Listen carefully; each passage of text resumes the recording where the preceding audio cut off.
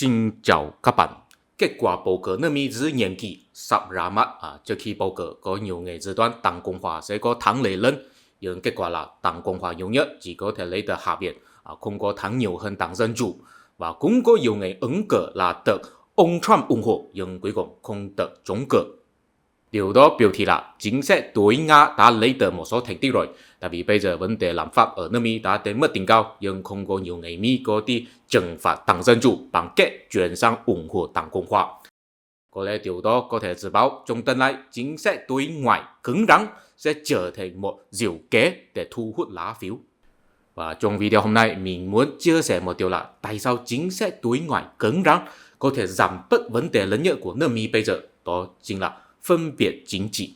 Trước khi đi vào nội dung chính, mình muốn nói một điều là mình không có hứng thú với đảng phái nào của nước Mỹ. Mình chỉ quan tâm chính sách nước Mỹ sẽ mang lại ảnh hưởng gì cho toàn thế giới, đặc biệt là khu vực Đông Nam Á. Cho nên mình không có ý định là Đảng Dân Chủ là tốt hay là Đảng Cộng hòa là xấu. Đối với mình, họ chỉ là một đối tượng phân tích thôi. Bây giờ chúng ta đi vào nội dung chính. Đầu tiên chúng ta nên tìm hiểu bối cảnh của phân biệt chính trị ở nước Mỹ. Và đó là liên quan đến hệ thống toàn cầu hóa mà do Tổng thống Clinton xây dựng vào 20 năm trước. Tại vì nó tạo nên một số người Mỹ cảm thấy mình bị bỏ rơi. 20 năm trước, Tổng thống Clinton thuyết phục Quốc hội Mỹ tiếp nhận hiệp định thương mại với Trung Quốc và để Trung Quốc gia nhập WTO, Tổ chức Thương mại Thế giới. Vì vậy tạo nên hệ thống toàn cầu hóa mới trong thế kỷ 21. Trong hệ thống này, nước Mỹ làm Trung Quốc trở thành nhà máy thế giới, tận dụng những lợi giá rẻ của Trung Quốc sản xuất các loại sản phẩm giá rẻ. Lợi ích của nước Mỹ là nước Mỹ có thể mua được các loại sản phẩm giá rẻ từ Trung Quốc, đồng thời có thể xuất khẩu các loại sản phẩm kỹ thuật cao cho Trung Quốc. Trong đó, nước Mỹ có thể cỡ in tiền, in đô la không sợ sự lạm phát tiền tệ. Tại vì Trung Quốc cần đô la để mua được các loại sản phẩm kỹ thuật cao để ủng hộ sự sản xuất của họ. Cho nên nước Mỹ có thể cỡ in tiền và những đô la sẽ không lưu thông trong nước mà là lưu thông trong nước ngoài, chủ yếu là Trung Quốc. Vì vậy nước Mỹ sẽ không chịu hậu quả lạm phát. Các bạn thấy một chuyện tốt đẹp đấy, cỡ in tiền nhưng không cần chịu sự lạm phát. Đó là nguyên nhân chân chính của sự phồn vinh kinh tế nước Mỹ trong 20 năm đã qua. Nhưng mà tình hình bây giờ đã thay đổi rồi. Bây giờ Trung Quốc dần dần giảm bớt đô la trong tay, bán đô la đến nước ngoài. Bây giờ đô la trên thị trường quốc tế bắt đầu quay trở về nước Mỹ rồi.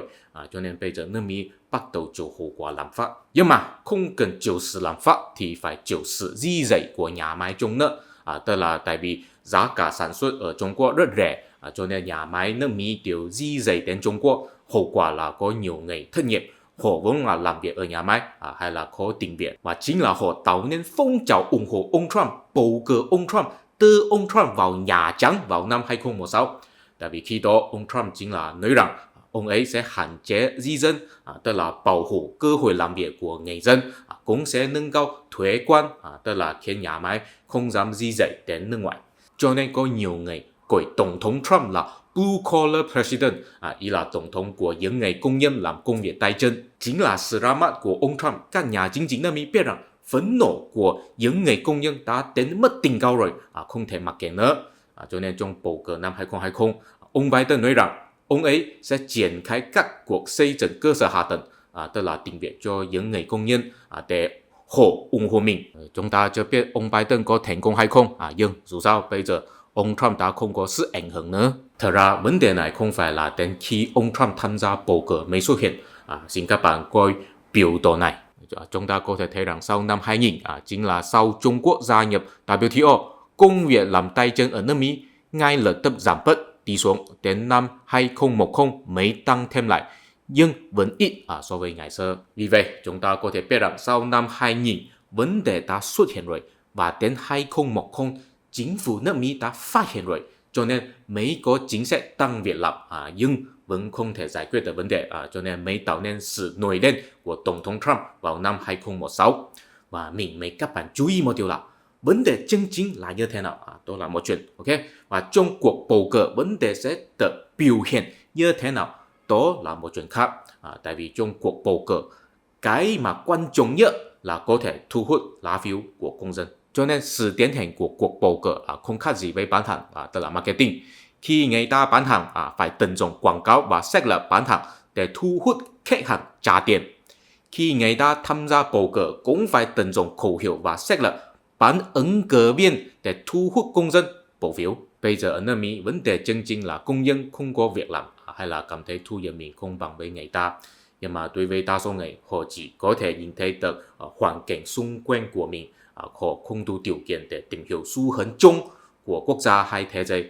Cho nên khi bắt đầu họ chỉ có thể nghĩ đây đó là trách nhiệm của mình, đó là vấn đề của mình, và vì mình không may mắn, vì mình không nỗ lực, cho nên mình mới chịu khổ. Phải trải qua một đoạn thời gian vì có nhà chính trị nhìn thấy vấn đề chung.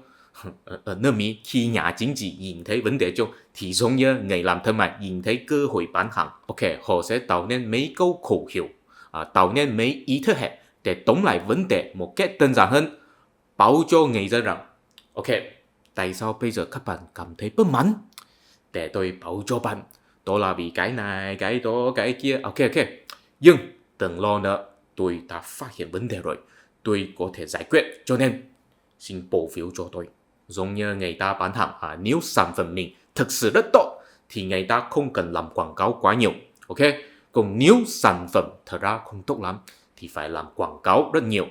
Tương tự như vậy, nếu nhà chính trị thực sự có thể giải quyết được vấn đề thì họ không cần tuyên truyền ý thức hệ nhiều lắm. Nếu họ thật ra không thể giải quyết được vấn đề thì họ phải tuyên truyền ý thức hệ rất nhiều. Bây giờ cả Đảng Cộng hòa và Đảng Dân chủ đều không thể giải quyết được vấn đề, cho nên họ đều phải dựa vào ý thức hệ rất nhiều. Đảng Cộng hòa là dựa vào chủ nghĩa bảo thủ, nói rằng cuộc sống phải có gia đình và tôn giáo. Cử tri của họ, tức là khách hàng của họ, chủ yếu là những người sinh sống ở nông thôn. Đảng Dân chủ là dựa vào chủ nghĩa tiến bộ, nói rằng mỗi người đều phải được chăm sóc và tôn trọng một cách bình đẳng, bất cứ tôn giáo, chủng tộc và tình dục. Cử tri của họ chủ yếu là những người sinh sống ở thành phố, và cả hai bên đều không thể giải quyết được vấn đề, tại vì bây giờ vấn đề là công nhân nước Mỹ cảm thấy mình bị bỏ rơi, tại vì nhà máy đều di rời đến nước ngoài, nhưng nước Mỹ không có khả năng ép mỗi nhà máy đều phải sản xuất trong nước, tại vì đó chắc chắn sẽ nâng cao giá cả. Kết quả là những sản phẩm mà họ sản xuất sẽ quá đắt, không có ai có tiền mua được, ngay cả người Mỹ cũng không có tiền mua được. Cả Đảng Cộng hòa và Đảng Dân chủ đều không có khả năng làm những công nhân yên bình, cho nên họ càng ngày càng tận dụng ý thức hệ của họ. Đảng Cộng hòa tận dụng phẫn nộ của những công nhân, nói rằng Đảng Dân chủ bán quốc là họ hoan nghênh di dân và cổ vũ nhà máy di rời đến nước ngoài. Đảng Dân chủ tận dụng tâm lý của người trẻ, nói rằng Đảng Cộng hòa phân biệt chủng tộc là đại diện của tư tưởng phong kiến, và nếu phân biệt chính trị như vậy càng ngày càng nghiêm trọng, chắc chắn là sẽ làm nước Mỹ suy yếu. Các nhà chính trị nước Mỹ đều biết, các đối thủ của nước Mỹ cũng biết, đặc biệt là nước Nga và Trung Quốc. Cho nên nước Mỹ có cảnh báo rằng nước Nga và Trung Quốc có hành vi can thiệp bầu cử nước Mỹ. Nói về không có ý là nước Nga ủng hộ Đảng Cộng hòa, còn Trung Quốc ủng hộ Đảng Dân chủ. Không phải, họ đều không có ủng hộ ai. Họ chỉ là vì muốn dân ý của nước Mỹ phân liệt thôi. Nếu họ có can thiệp, họ chắc là có thả ra tin tòng bôi nhọ hai bên, cũng sẽ thả ra tin tòng ca ngợi hai bên, miễn là có thể làm người Mỹ kết nhau thì được rồi. Và nhà chính trị của cả Đảng Cộng hòa và Đảng Dân chủ đều không có ngu đến không có phát hiện nguy hiểm này, nhưng mà họ thực sự không thể giải quyết được vấn đề, và họ cũng biết không thể cứ tận dụng ý thức hệ làm căng thẳng phân biệt chính trị nữa. Cho nên trong tuần này họ chỉ có một lựa chọn thôi: di chuyển sự quan tâm của người dân đến nước ngoài, tận dụng một địch thủ chung để đoàn kết người dân. Trong tương lai, cả hai đảng đều sẽ đua nhau biểu diễn ai là cứng rắn hơn với địch thủ, tức là nước Nga và Trung Quốc. Nói đến đây có lẽ sẽ có người thắc mắc rằng tại sao nước Nga và Trung Quốc nhất định phải làm đối thủ của nước Mỹ? Tại sao họ không thể làm bạn? Tại sao họ không thể sống hòa bình? Thật ra vấn đề này nước Mỹ có trách nhiệm, nước Nga và Trung Quốc cũng có trách nhiệm. Nhưng mà chi tiết là như thế nào xin để mình dành vào video hội viên, tại vì nội dung quá nhạy cảm. Cảm ơn các bạn. Hy vọng có thể gặp bạn trong video hội viên. Cảm ơn các bạn.